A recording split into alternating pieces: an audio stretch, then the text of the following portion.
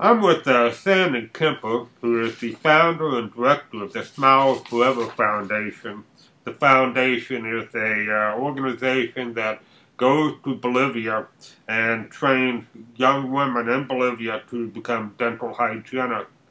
Uh, the foundation is celebrating its 11th anniversary later in October with its annual dinner and auction for fundraising. It is in Seattle, where the foundation is based.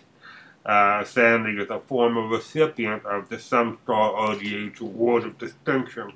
Good to see you again, Sandy. How are you? I'm great. Thanks so much for having me. I love always speaking about Smiles Forever and the many accomplishments that have taken place over the last 11 years. Well, after 11 years, how is the goal of training Bolivian women to become hygienists, how is that working out? I think it's working out very well. I think at the very beginning, our main goal was to train these young women to be traditional dental hygienists and basically change their lives, let them have a better life. And as the years have gone by, I think the mission has grown. I think at the beginning, we were just hopeful that they'd finish the program, that they possibly would get a job, and they would make a little bit more money. But there's many other issues that have come into play when you're working with this type of population. And some of those things are domestic violence. Many of our girls were not registered in the country. They did not have a birth certificate, so we work with that. We registered them to vote. Basic relationship skills. Self-esteem is one of the most difficult things that we work with, and we worked with that a lot. Respecting others, speaking the truth. So there was a lot of things that came into play to creating this professional. And so I'm proud to say we've had 32 graduates. We usually take 6 to 8 students a year. Actually, I'd say every 2 years. And depending upon the capabilities of the class, the students that is, and our financial situation, it takes sometimes 2 to 3 years for the class to graduate. As the students go through the program, they actually work on homeless people within the shelter system. We have one clinic there at Madre de Dios. So in that clinic alone, we see about 6,000 patients a year and complete restorative treatment as well as preventative treatment, because we do have 3 Bolivian dentists on staff that teach the program and provide restorative care.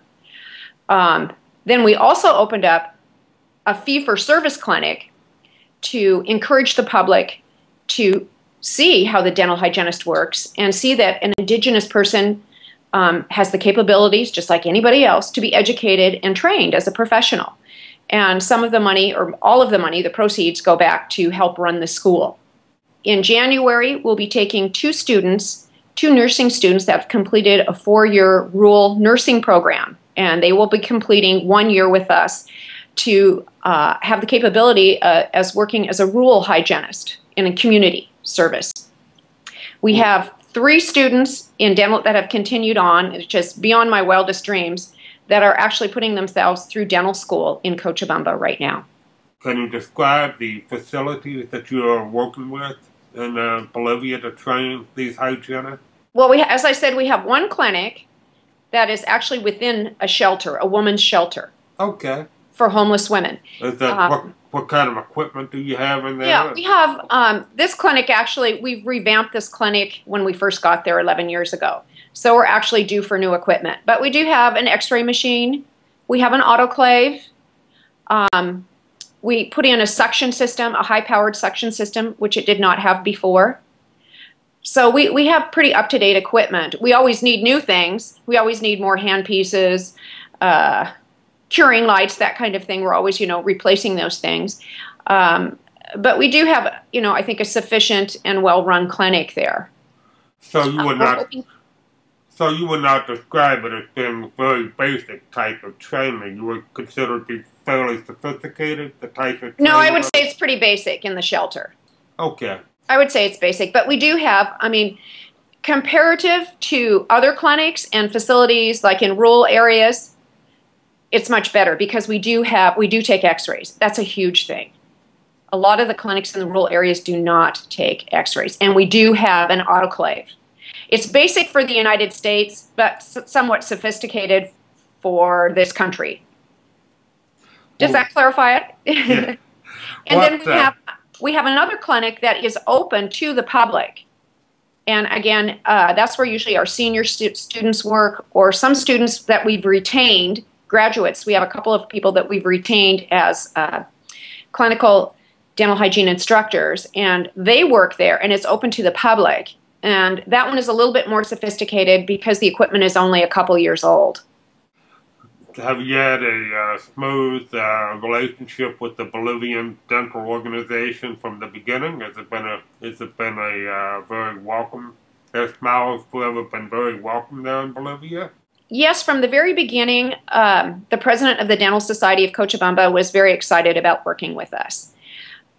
But again, we had to actually train the dentists as to the capabilities of the dental hygienist. And that's still an ongoing process. Because assistants, even in the clinic, are not allowed to do a lot of things. The doctor does everything. So we talk a lot about pre-framing the dental hygienist, and for the dentist to explain the education level of the dental hygienist and her capabilities, and especially if they're very pro, periodontal health. That's really important. So again, it's educating the dentist how to educate his patients. The homeless women, and I understand that they're frequently homeless, who are accepted into the program. What type of challenges do you have in empowering these women to become dental hygienists? Is language a factor, or? Usually the women speak Spanish.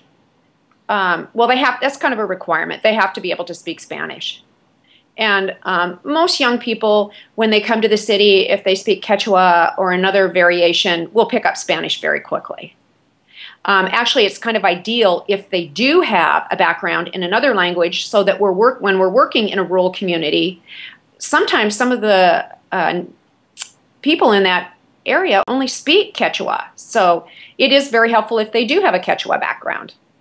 Are there any other challenges to like I believe the term you use is empowering these women to? Yes, there are many challenges because we're looking at a group of women that are in a very low social economic background. So with poverty comes a lot of different challenges.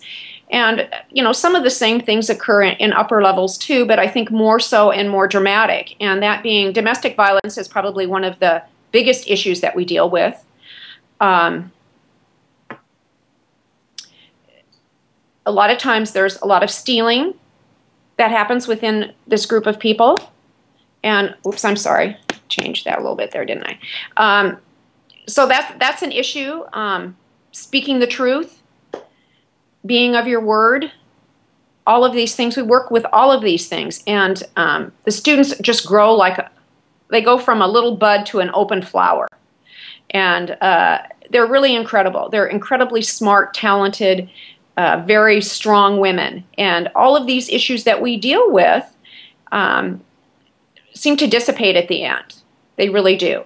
One of the bigger challenges, too, is sometimes they do get drawn back to their family, because people need to understand that education is also sometimes it's difficult. Sometimes it's really a sacrifice for the family.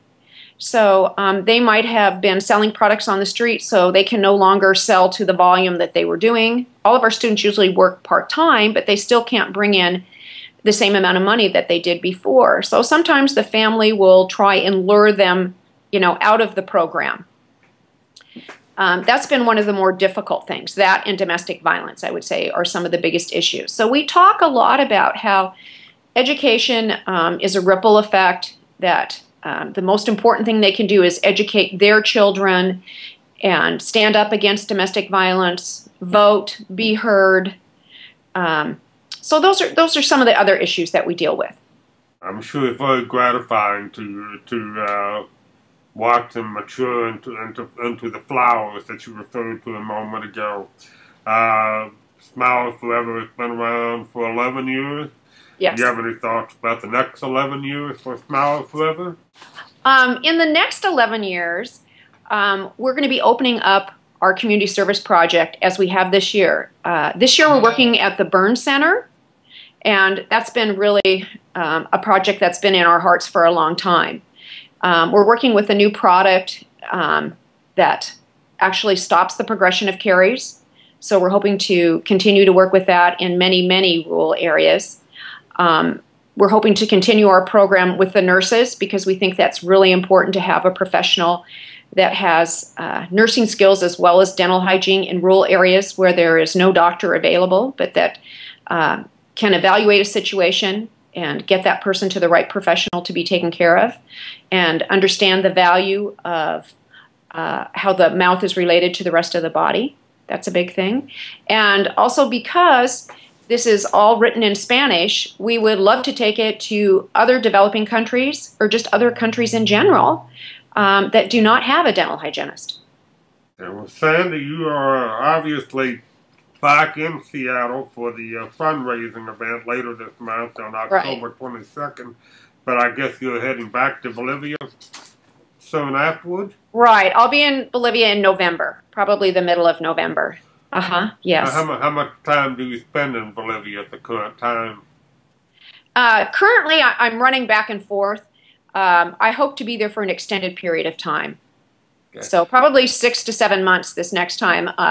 This year, we also worked with Shoreline Dental Hygiene College with a study abroad program. We had 9 students from all over Washington State. Some were students, some were graduates, pardon me. And that was really a great program. So we hope to encourage to do something like that next year too. So those students went to this clinic in Bolivia? Right, and they worked with my students in rural community service projects, and they also worked with them in the clinic. Mm-hmm. What were your impressions of the American dental hygienist students in Bolivia? Was it a good experience for them? I think it was a great experience for them. I've gotten several letters saying that it changed their whole view of being a dental hygienist. Okay. Well, Sandy, thank you very much for your time, and good luck with all of your plans for the future.